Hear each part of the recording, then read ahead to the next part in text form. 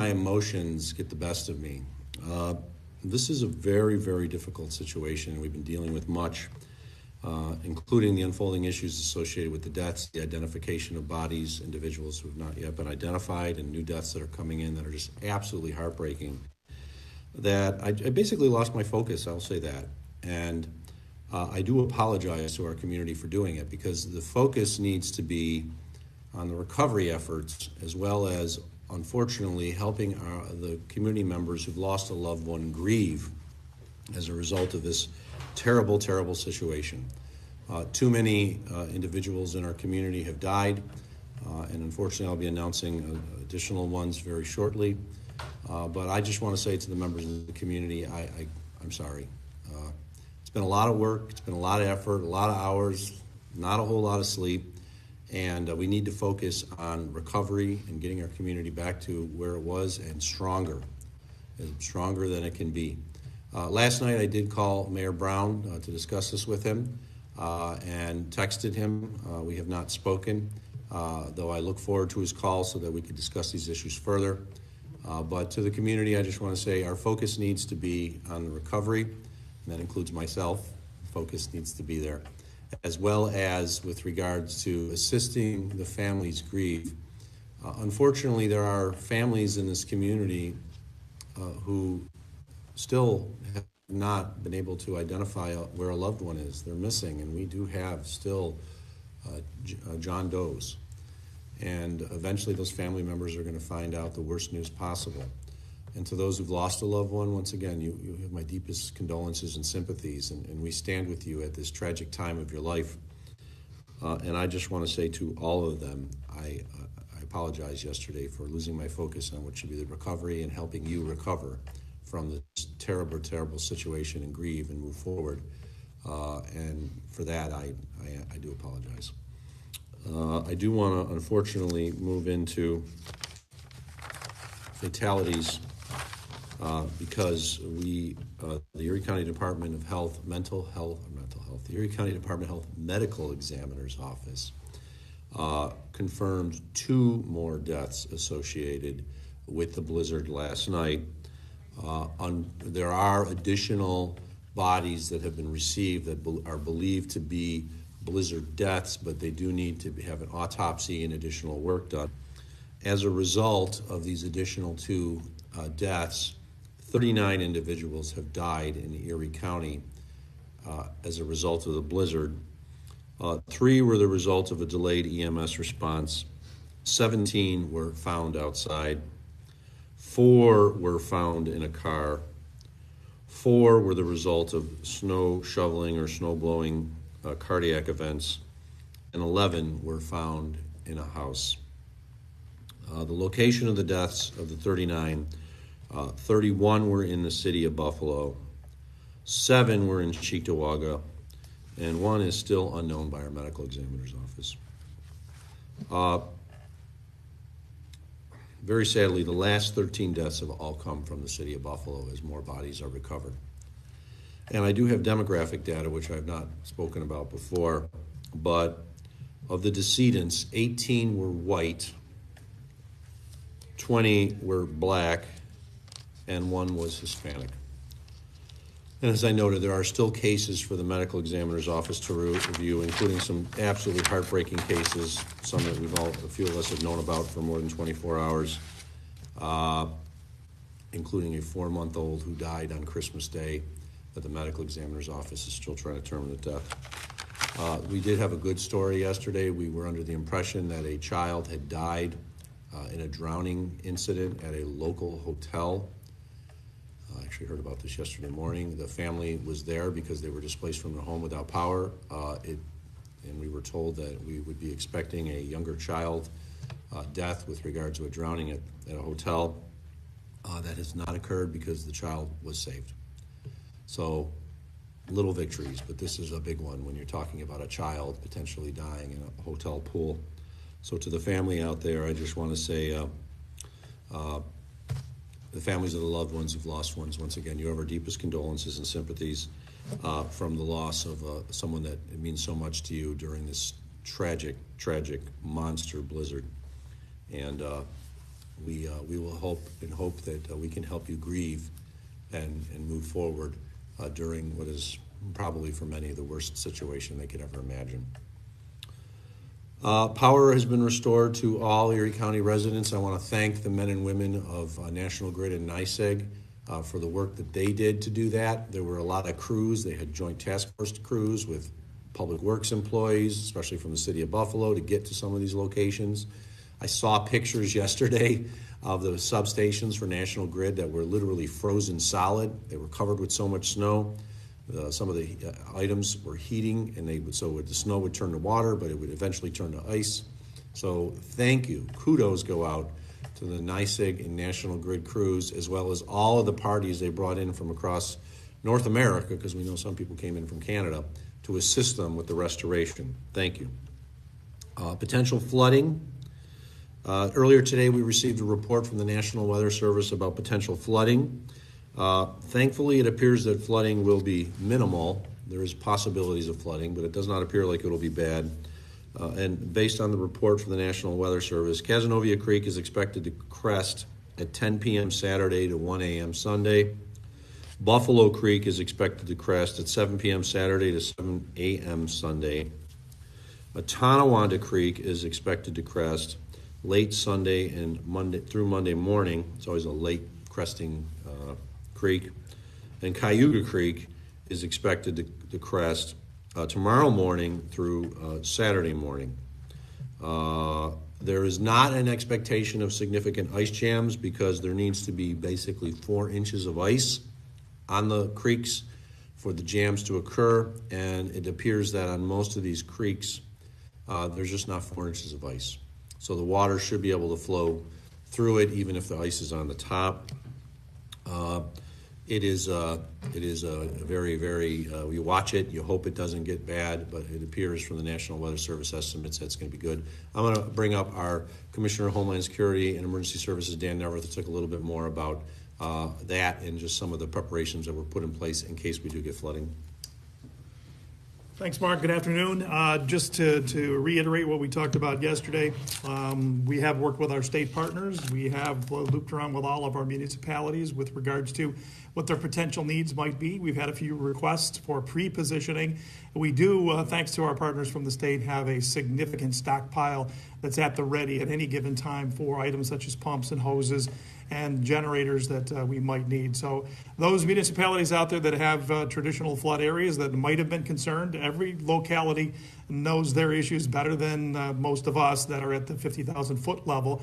So that's why we always make a point of reaching out to them to get those things done. So there are a couple of municipalities that will have some pre-deployed. There are others that know exactly what our resources are and what the capabilities of the state are. State's at the ready, we're at the ready. Hopefully the towns and the villages will get to us as quickly as possible if they do not want things pre-deployed. So we continue to work that. We continue to work, obviously, a number of operations out here at the Emergency Operations Center with the National Guard, with our state assets, also with some of our local mutual aids that have come in. And we have mutual aids that have come in from across the state that are here and have been deployed out and about, including, I just wanted to touch base again, thank you to the EMS task force that has been up until recently running almost exclusively the EMS in the city of Buffalo, assisting Buffalo Fire to get to those areas that they need to get to. And those resources have come from local, and they've also come from across the state. So this has truly been a team effort.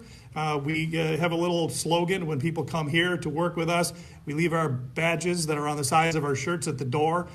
We all work together, and in the end, we've got some pretty tasty sausage that comes out of this whole thing here, and very productive. It's just a matter of getting everybody working on the same page, and we appreciate that. Thank you, Dan. Our Department of Public Works, of course, they have not been stopping since, well, they did. Everyone stopped at one point, I have to say, when we had to bring in our crews, but they were pre-salting before the first snowflake hit, and they are still out there helping to clean up in the city of Buffalo and do cleanup in other areas where they have very high snowbanks. We have actually, on a preliminary estimate, the few days of storm we have, what's today, Thursday? Yeah. It's Thursday, snow started Friday, so basically we're 7 days.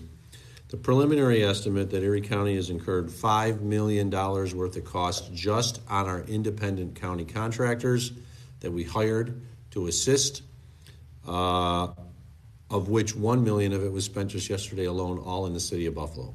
It is incredible. We are responsible for gas for all these large, diesel I should say, for all of these large entities, these trucks that are coming in, and we're we're using about 2,000 gallons of diesel every 4 hours. So it is an incredible effort that's been done by the Department of Public Works and our partners, and it continues because there's still more work to do, including cleaning in the city of Buffalo, parts of Cheektowaga, and I'm going to turn it over to our Commissioner of Public Works, Bill Gary, to give a little bit more of a discussion on that. Thanks, County Executive. Good afternoon. Again, today we're back at it with the 24-hour operations within the city limits from the Clinton Broadway area south through the First Ward, South Buffalo.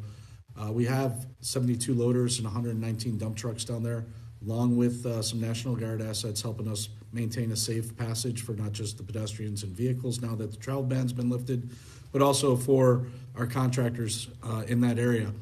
They will be continuing this effort through tonight. We're into the second pass. Some places we're 2+. We're trying to define the scope of limitations for the contractors so that we can green up some of the roads through the city.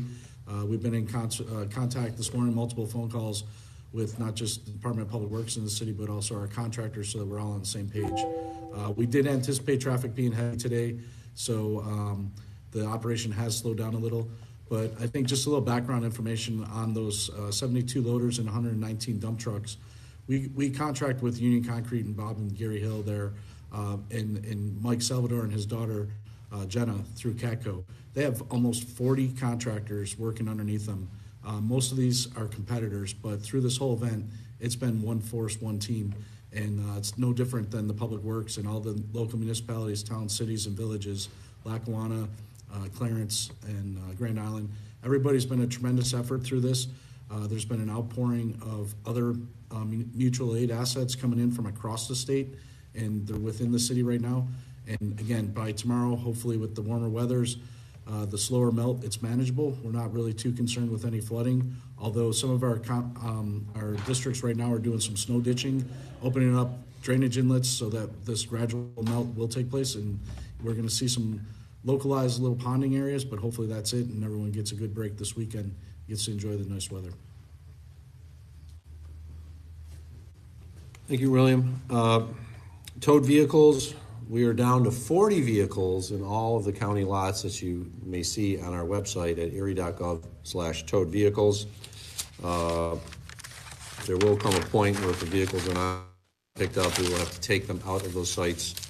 So we're requesting you to pick them up. If your car is damaged and you can't drive it, we are requesting that you come with a wrecker so that they can take it out of there and you can take it to your auto shop and have it fixed. Baby formula. This is something that we announced last night. There is a baby formula shortage locally as deliveries could not be made. I want to thank Wegmans for donating thousands of dollars worth of formula that the members of the Erie County Sheriff's Office drove 6 hours to Pottsville, Pennsylvania, to a distribution center there to pick it up.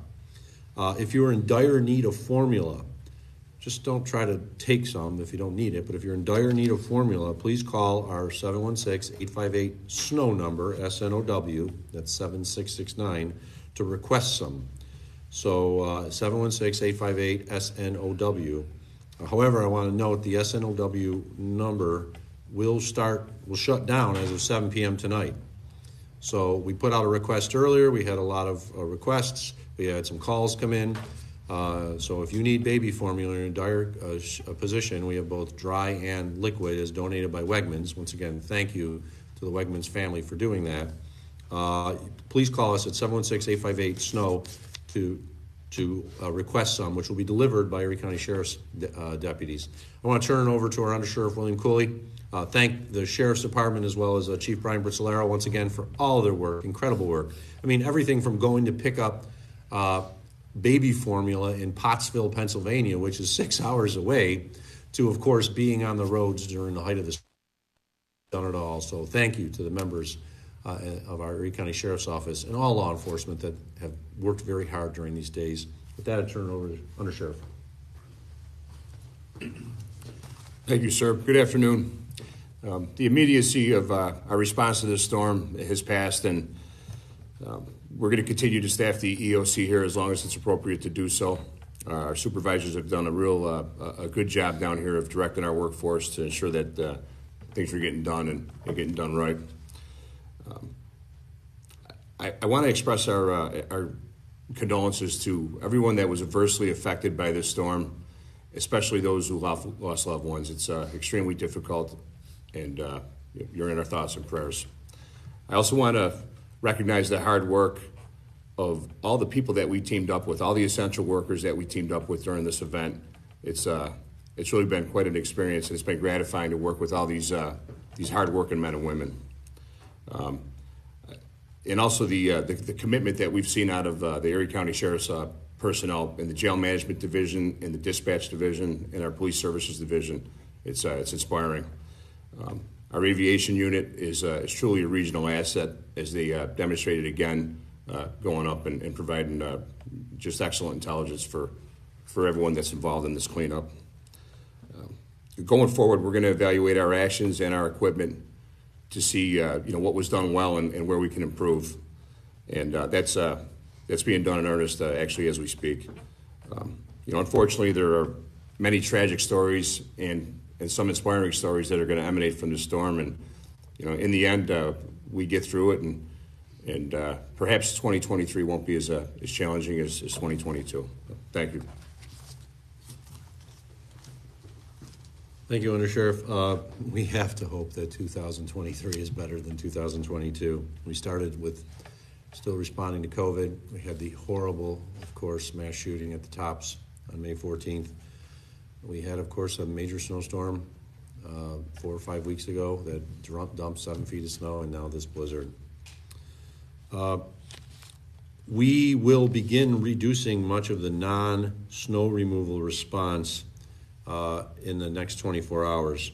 I'll just give you an example. For example, yesterday, our county dialysis transport teams made 77 runs. Today is 2. Yesterday, they made 10 medication runs. 110 medication runs yesterday. Today is 15, and there were even more the day before. The National Guard has nearly completed its welfare checks, as well as the Joint Task Force from EMS. So they've gone around to many houses, hundreds and hundreds of houses, to determine if people are okay. We're also calling individuals through our 858 snow line who requested assistance. We're calling them back to make certain they're okay, which makes it easier because then we don't have to send a guard to the house if they say they're okay. The National Guard will continue to provide traffic control to ensure the streets are, as the work is being cleared, are safe. There is gigantic equipment that normally you'd never see on a road. You'd see in a quarry, but you wouldn't see on a road. And we just have to make certain that we don't have any tragic incidences of people getting hit in cars or pedestrians getting struck. So thank you to the National Guard for your incredible efforts. Major from the National Guard, Schmiegel, has been here since basically it never seems he leaves. I give him credit. He's here all the time at our Emergency Operations Center. I believe him and his members of his team are actually sleeping in one of our ancillary buildings outside here on cots and have been. And I just want to thank every one of the members of the National Guard for all that they did to help us get through this tragic blizzard. As of 7 p.m. tonight, we will begin to demobilize the Emergency Operations Center. The actual deactivation of our work in the Operations Center, as well as the lifting of the state of emergency, will still take some time. We are not in a position where we can lift it at this point because there's still a lot of work that has to be done. But we will start demobilizing it, which means we won't have as many people here from all of the agencies. As these agencies complete their work, we can send them back. And it's not just county agencies. Of course, New York State is here. I also want to thank our friends in the city of Buffalo from Buffalo Fire and Buffalo Police. They've been here, as well as Buffalo DPW. We've talked to their staff members personally, including a lot in the last few days, as they've been here at our Emergency Operations Center, helping to communicate information to us. This has been an unprecedented event. I want to thank everyone especially our first responders, law enforcement, public works, other public employees, National Guard, the 911 call takers, and especially the entire community for your response to this unprecedented blizzard. Earlier today, I had an opportunity to address the men and women in the main operations center at the Emergency Operations Center here, I should say at the operations room, in which there was a changeover. It was a changeover from the overnight crowd that worked from 7 p.m. to 7 a.m. this morning and those that were coming in at 7 a.m. So it was fully packed with people. And it has been a privilege, the privilege of my life, truthfully, to serve with these people and honor, and for me to play one small role while they were working an incredible amount to save lives. And that's what I want to focus on as I end today before we take questions. We are going to focus, and we often do it, on the worst of a situation. And what we need to remember, and what I'm going to take from this experience, in addition to lessons that will be learned, is I'm going to focus on the best of our community and the best of the men and women that served here and served across our community. Because as I told them earlier today, we will never know how many lives they saved. We will know the number of people who perished, and every death is one death too many. But we will never, ever be able to count the number of people who were saved because of the efforts that were done here, the efforts that were done in the field, the efforts that were done in the worst conditions imaginable when you couldn't see more than this far in front of your face. I've gone through a lot as county executive. We've had snowstorms, we've had COVID, we've had the mass shooting, we've had all kinds of bad things. And each time I try to take lessons from what happened and apply them in the future. And I think it's been, as a result, we've been able to respond better. We've been able to open better, open quicker in our community.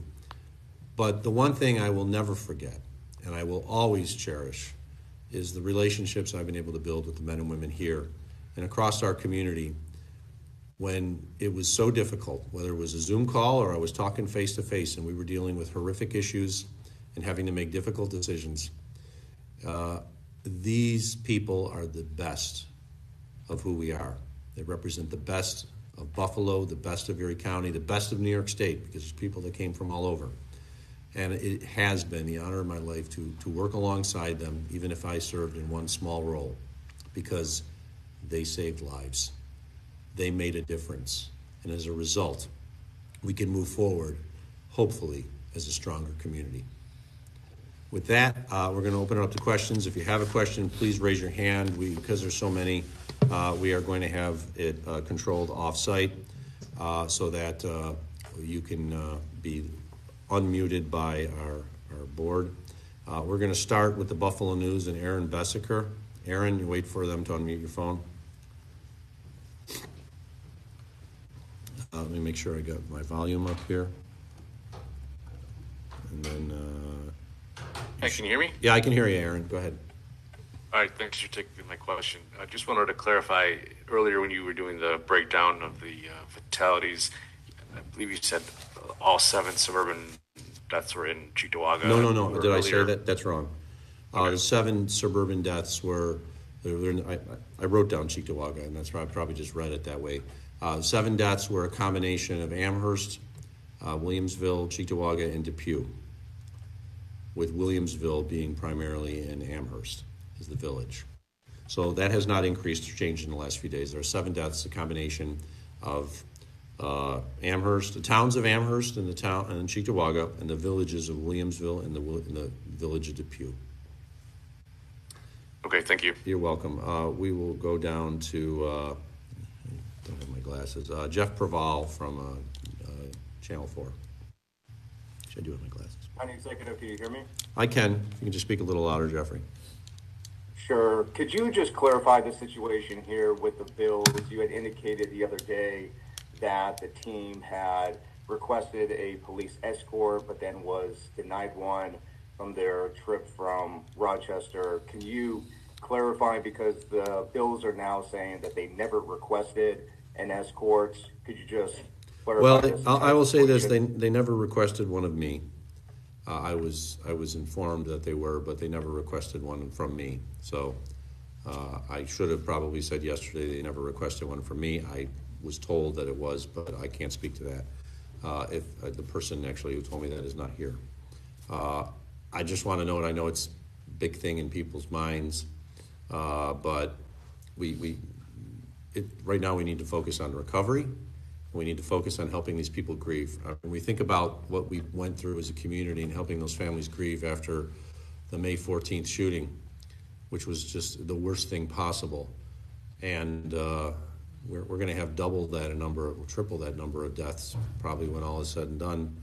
And some of those families don't even know their loved one is dead yet. So I know that a lot of people want to focus on those issues, but we need to focus on recovery. We need to help these families grieve so that we can, as a community, come together.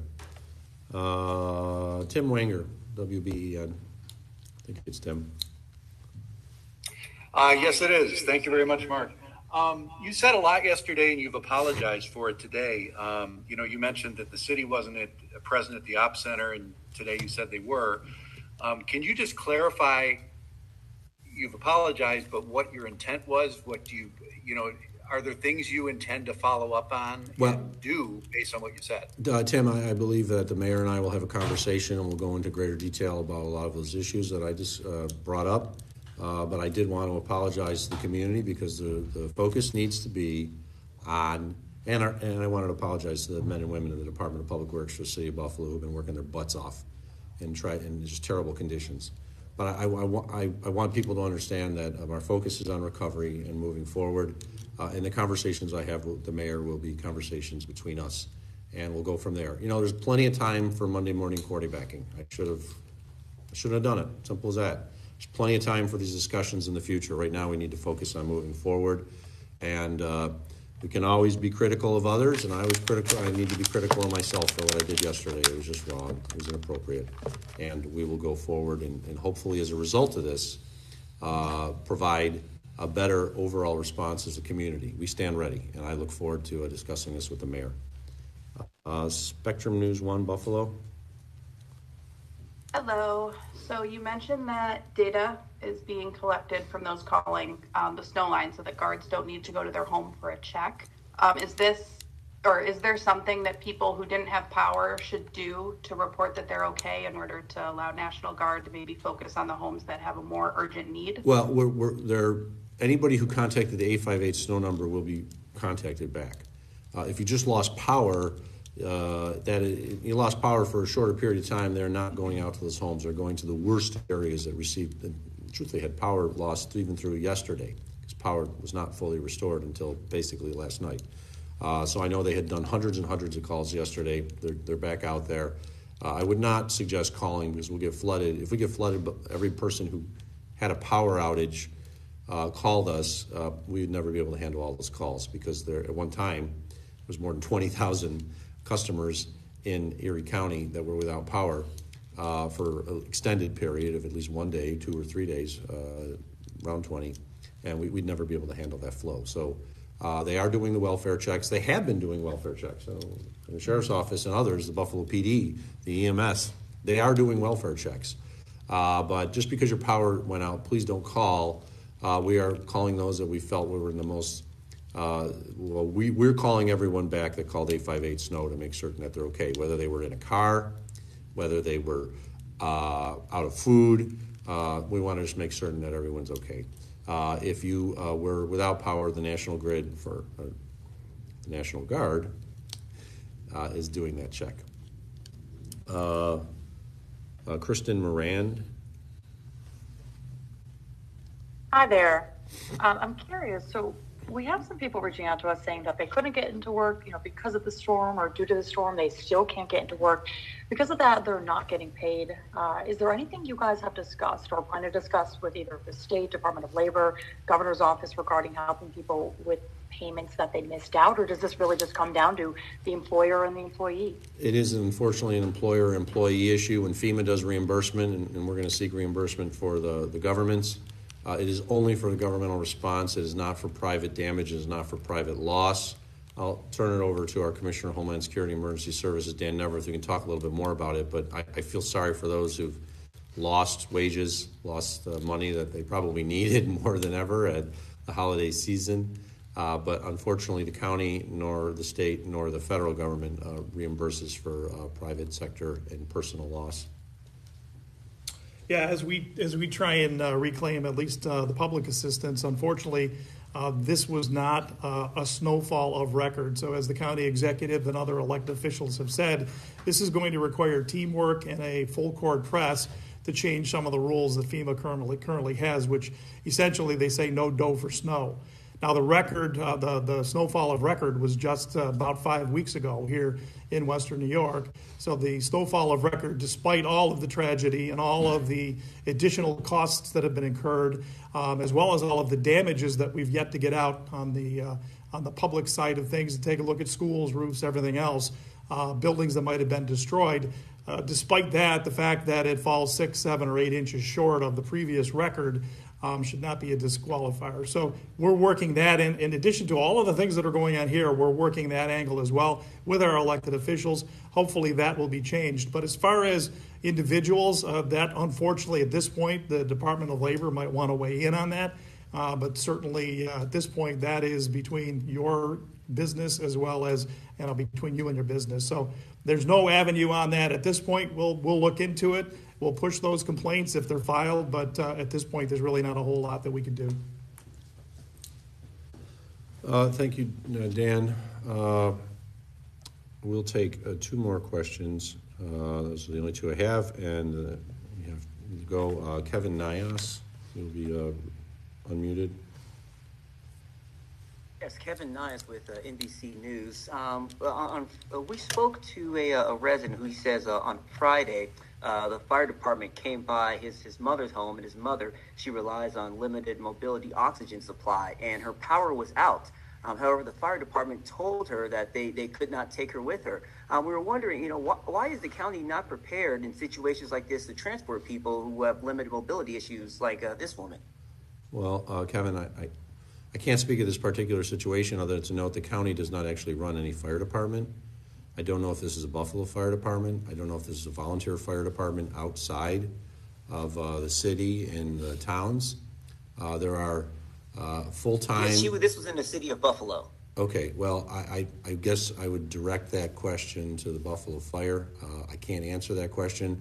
We have our Homeland Security and Emergency Services Department. They're the trainers for firefighters. They help get them equipment through grants and things like that, but the actual fire departments are run by independent agencies. So if it did occur in the city of Buffalo, then I just ask you to direct your question to the city of Buffalo Fire Department, which I believe you'd have to go through the mayor's office on. Final question is to Kelly Holland.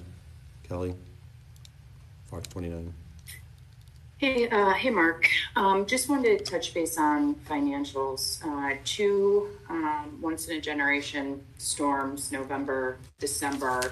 I'm guessing millions of dollars for each federal reimbursement coming. But how long will that take, and how does this impact county finances, budget, until that funding is received from the federal government? Well, if it's received, which is a thing that we're going to be working, and I've already spoken on this storm to Senator Schumer and Senator Gillibrand, Congressman Higgins. We're hopeful that we will get reimbursement for our costs associated with the storm. We saw the federal declaration was made, but FEMA can be a little stickler at times. That's why we're asking for every community to dot their I's and cross their T's on the paperwork that's needed. I know that as I said, we've expended $5 million alone on independent contractors just for this storm, basically independent contractors since last Friday. And there were a couple days in which, of course, we didn't have anybody on the street, so we're $1 million a day, including $1 million yesterday to open up the southern part of Buffalo. The one thing I will note is we've been very good stewards of the public's finances. We were trending for a significant surplus even before the November storm that hit the South Towns.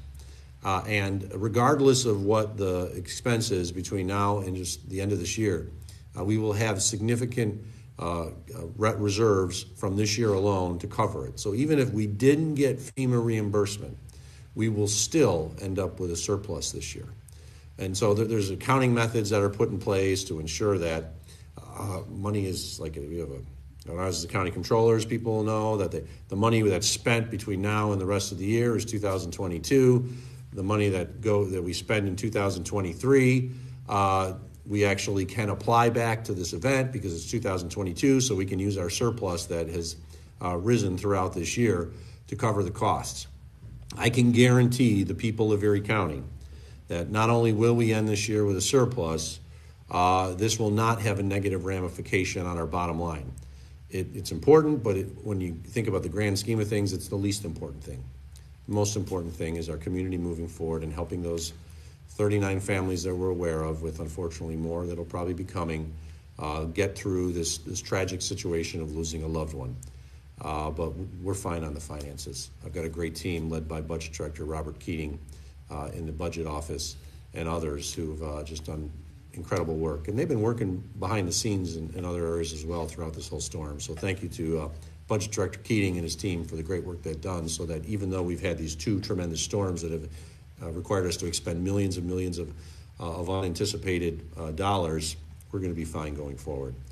With that, this will end the news briefing for today. We are, as I said, demobilizing or beginning to demobilize the Emergency Operations Center. I have so much great respect for the men and women in this building. They are the true heroes, along with everyone else in the field who've done a tremendous work. So we are not planning on having another media briefing with regards to the storm.